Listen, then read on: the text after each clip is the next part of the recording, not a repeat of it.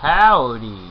I've had nothing but problems with Cam Studio, my PC, and this Dataplex SSD cache I have set up.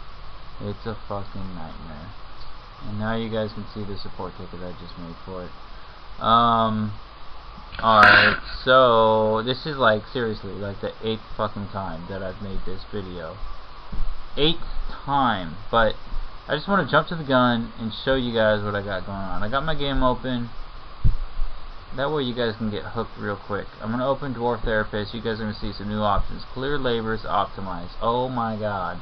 What the hell is optimize? That's what this is all about. If I scroll down here and I hit clear labors, it does just that. Takes a while. I'm not super cool at programming, so it takes a while.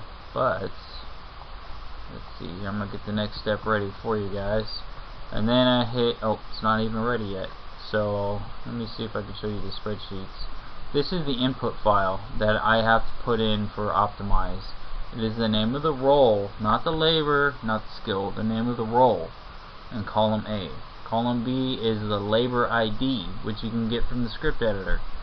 Column C is the role priority. You can set these all to 1. It is fine if you do so. If you want, they have to be positive numbers. If you want a labor to be more important than another, you set that role to a higher number. Following me? Furnace operator is not very important, so it's at the bottom. Miner is very important, so it's at the top. Like I said, they can all be 1, that's fine. Column D is the number to assign per labor. Alright, so everybody's cleared. Oh shit, hit the wrong button. Alright, we're gonna clear again. Now what this does is it takes every Dwarf's miner position and takes that roll percent and multiplies it by this priority number. Same thing for all these other laborers. So when you get down to like furnace operator, and he's 100% at furnace operating, it's going to multiply it by this number, and it's going to give him like 2.4%. And what this does is it takes all these new modified percents and puts them in one array and sorts them from highest to lowest and starts assigning from the top on down using the top, well, not using the top, but using the new percent as the identifier for what dwarf and what labor that percent is associated with. And then as long as that labor still needs assigning, it assigns that person. And same as long as that dwarf needs assigning, it assigns that person. So that's what happens. So I'm going to commit here. Now if you notice in the bottom right hand corner, I have a selected number. It says X number of dwarfs selected. It says 1 right now. See right here, 205 selected, which makes absolutely no sense. How can I have 205 selected? Alright, and then I'm going to hit optimize. And then I'm going to hit, say, 7 labors per dwarf. I'm going to put in the name of the CSV input file that I have and hit enter, and it's going to assign them. It's going to optimize them.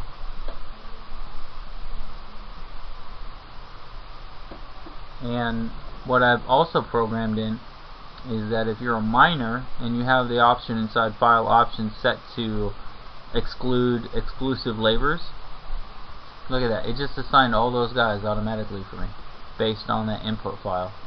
And if you notice, the miners, which is the highest priority, are all highly skilled people, and then the next is farming, which are the second highly skilled people.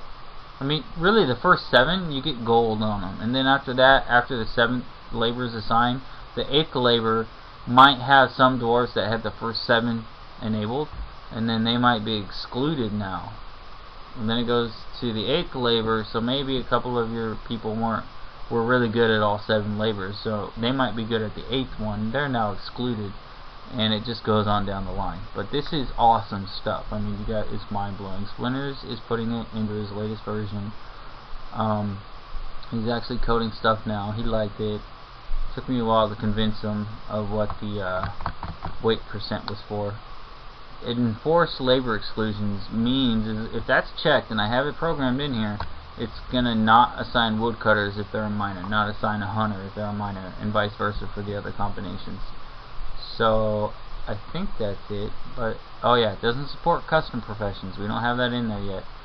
So if you go to total assigned laborers, you have to assign like your hauler custom profession afterwards. So you got to figure out these numbers for how many dwarves to assign per labor. But if you use my spreadsheet, it does that for you automatically.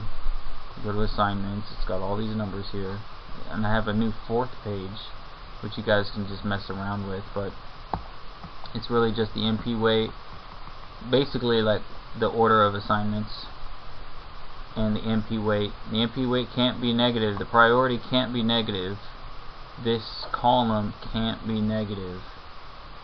So what you can do is use this number here, which is the normal distribution curve. You can use this number too, it doesn't matter. Like I said, you can have them all as one.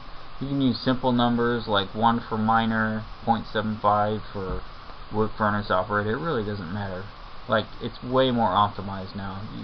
MP weight is almost obsolete, but there still is a certain importance. Like, there's certain jobs that you know you have to have assigned first, and those would be miners and farmers and leather workers, brewers, gem cutters, whatever you want. But getting sidetracked. I really just hope this video gets completed. This is like the 6th time I've made this. No, 8th time. So let's see. So all that's in there. Oh yeah, last but not least, Shishimaru made this. Just assign X number of dwarves. I hit 10, it assigns the top 10. I don't really want to assign them. But yeah, that's it. Hope you guys like it. Spent about 2.5 weeks on it. This is gold, guys. This is really going to make you guys play the game a lot more efficiently. So that's it. Hopefully I can save this video now.